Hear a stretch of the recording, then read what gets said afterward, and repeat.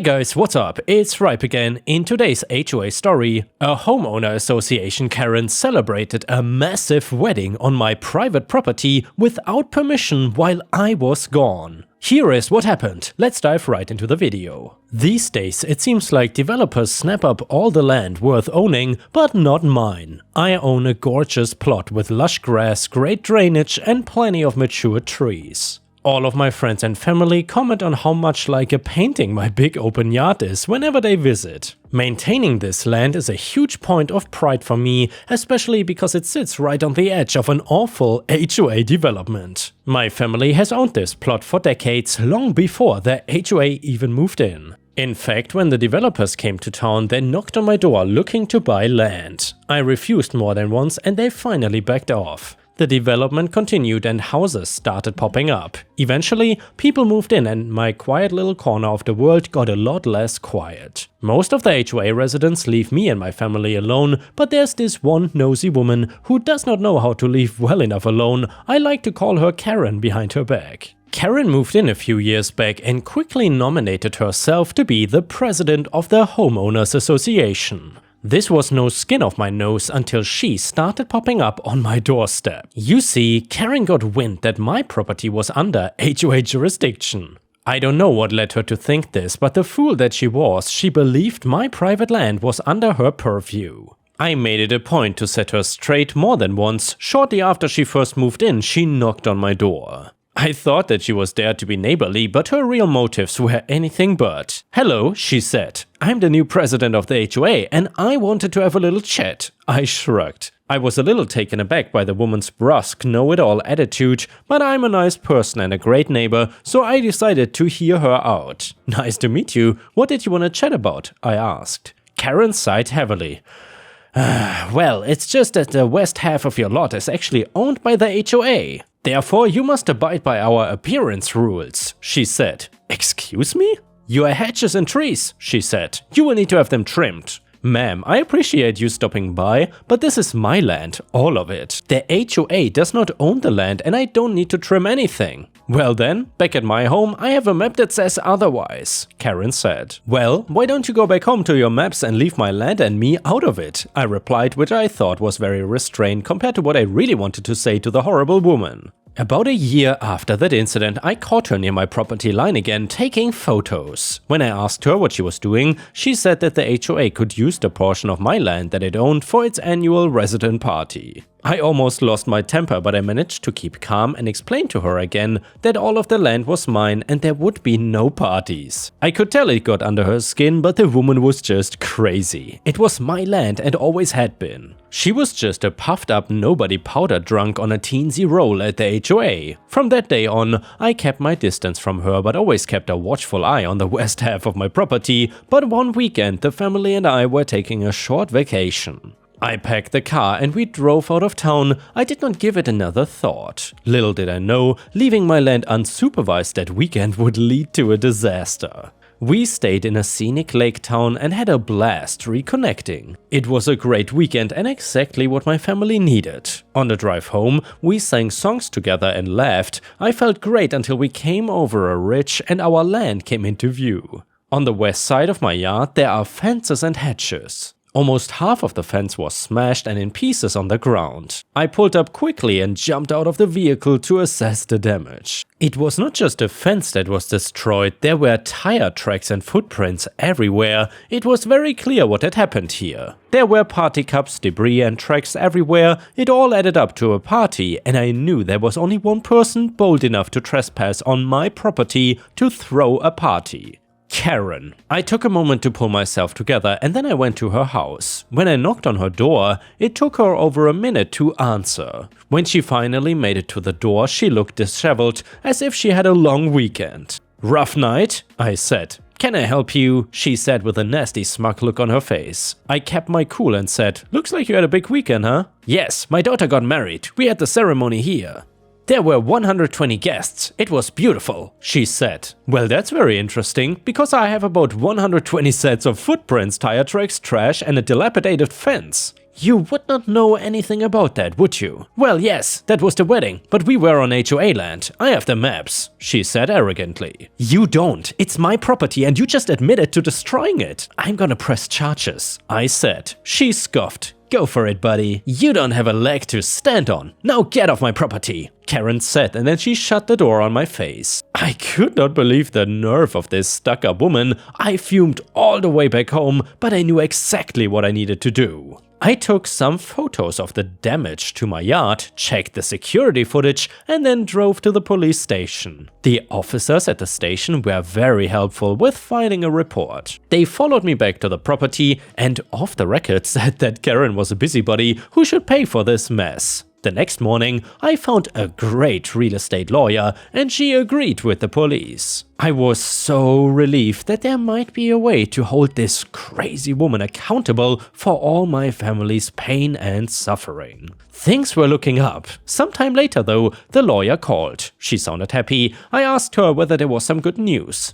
Good news, I have great news. You were so right about that crazy neighbor of yours, she said. You don't know the half of it, I said. Well, yes, I looked into the maps you mentioned and it turns out she faked them all. She drew them up herself. All the real legal surveys and real estate documents support you and show your property exactly where you have it laid out. The HOA owns nothing. You're saying she tried to fake it all? I asked. Oh yeah. But don't worry, she will be paying big time for trespassing, destruction of property, and heck, maybe even fraud and forgery, she said. I could not help but smile. The terrible woman was so bold and selfish, she really had this coming. So then what happens next? I asked. Well, that news is not as great. Her lawyers are saying that she has proof, but if we take them to court and this all comes out, she'll get sentenced harshly, the lawyer said. Well then let's do it. Let's hit her with everything we can, I said. Then I'll see you in court, she said. See you in court, I said with a smile. When the day of the trial arrived, I was a little nervous. Everything rode on the revelation of Karen's made-up maps. I found my seat in the courtroom and anxiously awaited the moment of justice. Finally, the forged maps came out. The judge was shocked. I watched the judge throughout the trial and they sat stone-faced until the maps came out. Then it became very clear that my neighbor would pay big time, but my lawyer had one last bombshell to drop. Your Honor, she began. When I started digging into the accused, I expected to find some phony maps, but what I really found was so much worse. While looking through HOA bank statements, I noticed a disturbing pattern. The more I looked into it, the more evidence added up to the embezzlement. The whole room seemed to fill with electricity at this statement. A few people even gasped. Karen's face was as red as a fire hydrant. She certainly looked like a guilty woman. My lawyer offered up some documents as new evidence. The judge called an emergency meeting with the lawyers from both sides to review the new evidence. When the judge returned to the courtroom, he seemed very somber. This court finds the defendant guilty of all charges and must pay the plaintiff the full amount of the settlement. Furthermore, we'll be filing charges of embezzlement against the defendant.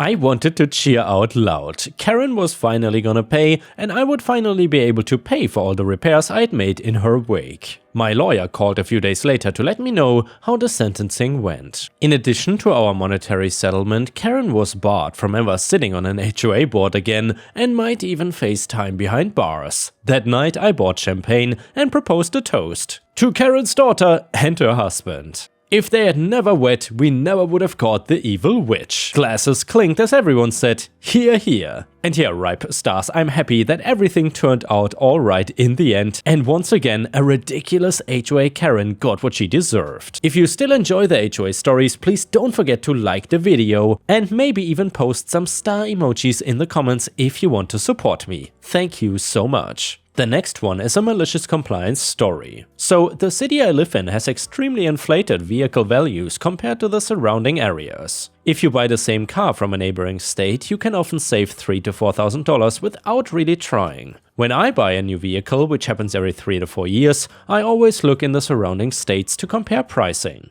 This story happened about 5 years ago and the malicious compliance is still ongoing to this day. So I was shopping for a new car, brand new, and found one that matched my specs about 12 hours away in a neighboring state. It was priced about $5,000 below comps. After looking up flights, there was a one-way direct flight that took me to their local airport for around $175, plus the gas to drive back. I was looking at a total of maybe $275 to save $5K. Absolutely worth it in this situation.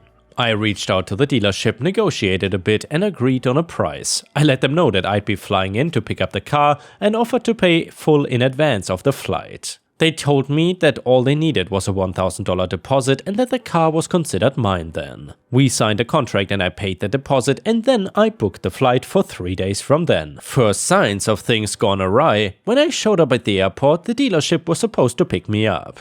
This had been arranged in advance. A quick phone call later and I grabbed an Uber to take me the 20 miles to the dealership with the promise of them covering that cost. No big deal either way. Second sign of things gone awry. When I showed up at the dealership, the salesman I had been speaking with asked me if I wanted to walk the lot with him to look at a few cars. Yes, cars, plural. Questioning what he meant by that, we walked into the lot to see these cars that he was talking about. Were these some special type of gold inlaid, full self-driving, full self-flying amaze-mobiles? No, they were not, and when I point blank asked to see the car that I was buying, the one with VIN XYZ listed in the signed contract with a deposit on it, I was told it was no longer available. The salesman offered to show me similar cars, which would have been fine were we able to come to similar terms on pricing, but all of these cars were outrageously priced. Think 2K over MSRP instead of 5K under MSRP. Important note for later, there was never a mention or any paperwork, signage, etc. of any incentives for giving 5-star reviews. Fast forward to the 3 hours. I'm now convinced this dealership never had this specific car on the lot and that this was 100% a bait and switch gone wrong. The dealership was unwilling to sell me a similar vehicle at a similar price to our negotiated one. We were over $5,000 apart. And were unwilling to pay the flight costs for this bait and switch scenario. A heated discussion ensued between myself and the GM, where he told me to go ahead and leave a bad review, but that I wasn't getting any free money from him. I took an Uber to a nearby hotel and booked a flight back home for the next day. Total cost? Around $750. Cue malicious compliance. This dealership had an average Google rating of right around 4.5 stars and around 400 total reviews. Pretty solid for a dealership. That night, while I was sitting in the hotel room, I had some time to burn. I spent a couple of hours creating new email accounts just so that I could leave multiple reviews for this dealership. All said and done, I'd left around 20 one-star reviews over the course of that night, and then sort of stopped caring about the reviews. At this point, my focus shifted to recovering my lost travel expenses. A few days after getting back, I sent the dealership a demand letter for $750, which they promptly ignored. Since we had done the original contract with a deposit in both states, I was allowed to file a small claims suit in my state, which I did. The dealership never showed up to court and I received a default judgment for $750. I did collect that, by the way. It took a few certified letters, a few phone calls and about a year, but I did get a check for $750.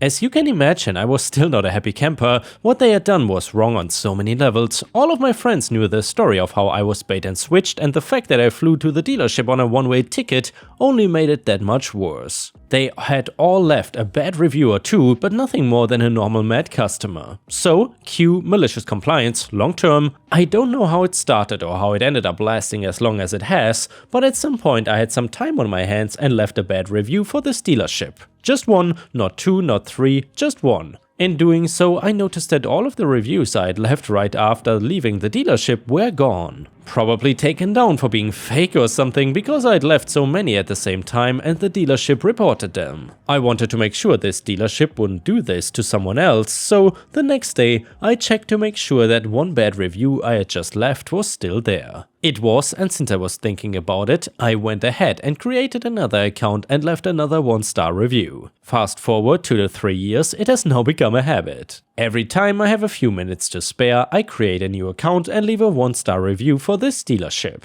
Their current rating? 1.9 stars with nearly 3.5k total reviews. I'm personally responsible for at least half of those reviews. When you open the dealer's website, one of the larger banners that flashes across the screen advertises $50 for a 5-star review, something about showing the review to your salesman to get a $50 Visa gift card.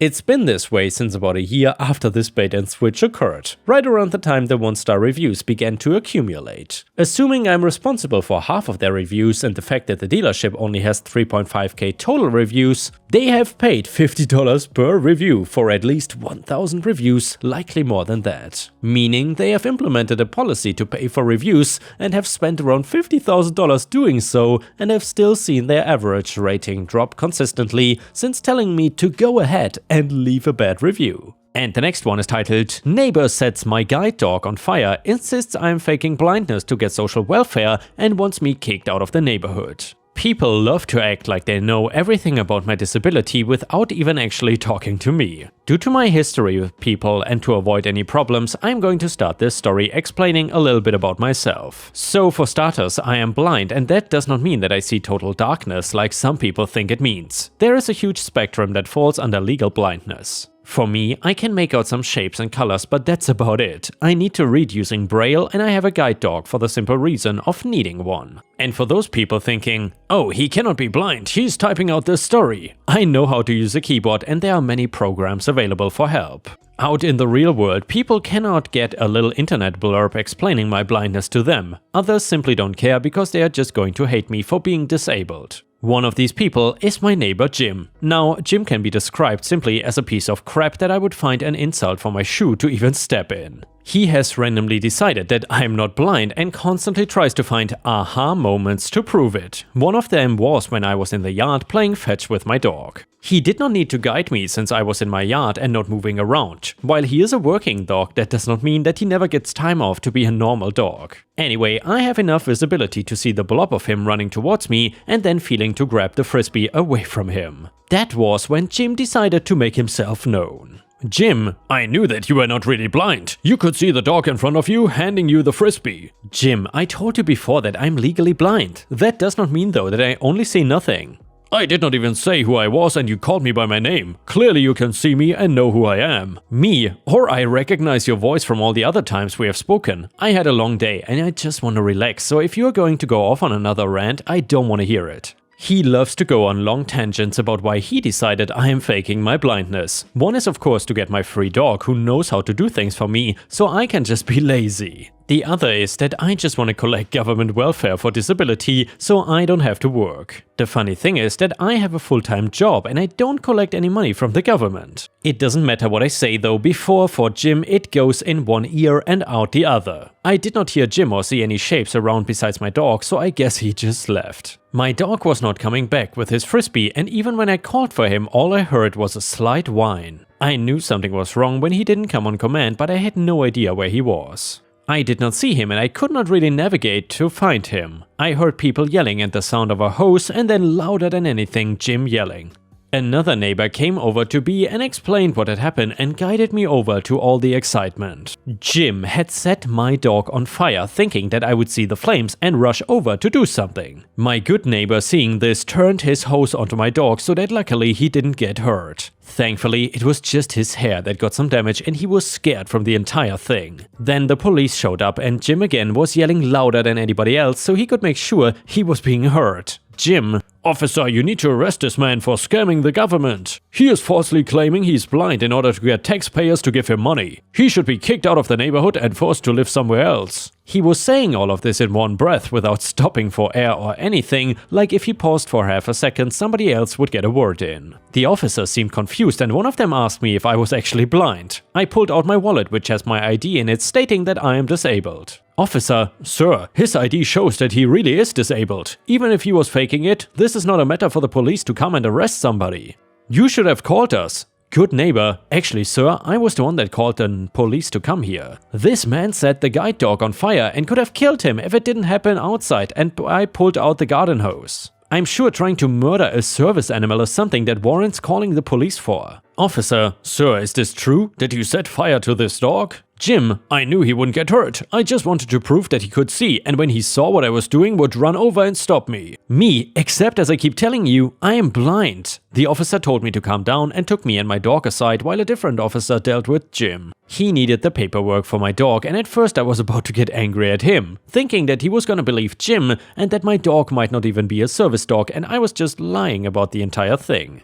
I think he could tell from my reluctance and anger because before I could even get a full sentence out, he stopped me. "Officer, I'm not asking because I doubt you. I am asking because if we can confirm on the spot that this is a service dog, it will change something. It'll mean that instead of getting charged with animal abuse and probably not going anywhere, it will be a more serious charge. A service dog is a medical device and harming one is a much more serious crime than we can arrest him and take him down to the station for." I understood now what was going on and calmed down before getting the papers for the officer. It turns out that his brother is blind and knows about the crap that we sometimes get put through. Jim got arrested and my neighbor told me later that he was complaining the entire time because he didn't do anything wrong supposedly, and I was the one scamming the government. I made sure to say that I wanted to press charges against Jim as well and file for a restraining order. It turns out that Jim cannot behave in court either and starts going on about how the judge is in on the entire thing of me trying to scam the taxpayers. He was found guilty of the first crime I mentioned and found in contempt of court for not calming down. He got a couple of years in prison to think about what he had done. I'm thinking when he gets out to start complaining about how my taxpayer money goes to making sure people in prison get food and clothing. And the next one is titled, "Karen Gets More Than She Bargained For." This story is from a few years ago when I worked in the legal department of a 1,000+ store national retailer. As part of my job, I handled customer complaints that elevated when the customer threatened legal action. Our customer service call center forwarded Karen's call to me after she threatened legal action. Karen left a message claiming that she was not provided $10 in customer reward coupons, aka spend $200, receive a $10 coupon in the mail sort of thing. This was before apps were invented, based on her purchase of clothing for her son and daughter for back to school.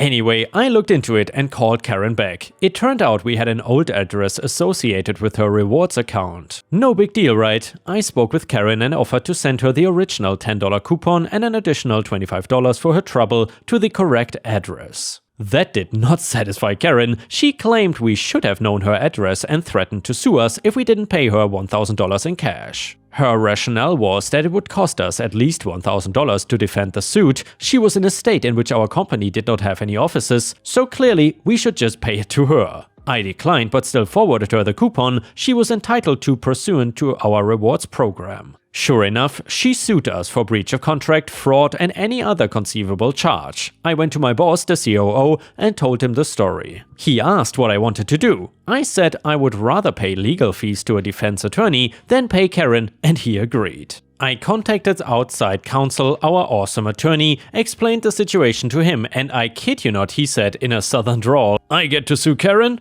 I should be paying you guys." There are a lot of lawyers in this legal community who would love to sue her as she is reckless, unpleasant, and a total pain in the butt to deal with. "I will gladly take your case." He agreed to defend us at a reduced rate. Part of our defense strategy was to countersue her under the state's frivolous lawsuit statute, which would move the suit from small claims court to the larger civil court. Awesome Attorney filed our answer and counterclaim. Although Karen was an attorney, she was not a defense attorney, so she had to engage her own attorney to defend against the counterclaim. After a couple of hearings, she offered to settle for no more money exchanged. She did not even get the extra $25 coupon I offered her, and the dismissal of both suits. I talked with Awesome Attorney about continuing our claim, but he advised it would probably be worth settling and being done with it rather than being vindictive. Although vindictive would have been fun, courts tend not to like that, so I agreed. My company ended up paying Awesome Attorney $900 in attorney fees. Awesome Attorney later called and told us that the attorney Karen engaged charged her $1,700 to defend the suit. Although I would have liked to continue with the suit, I think her having to pay $1,700 over a $10 coupon sent to the wrong address is sufficient justice. And yeah guys, if you cannot get enough of my content, please don't forget to check out my podcast by searching for Ripe Stories on all major podcast platforms such as Spotify, Apple or Google Podcasts. Furthermore, you can find bonus content by going to patreon.com/ripeyoutube or by clicking the join button here on YouTube. For a small monthly fee, you will get access to dozens and dozens of exclusive videos you won't find anywhere else. Thank you so much for watching, and I hope to see you again tomorrow.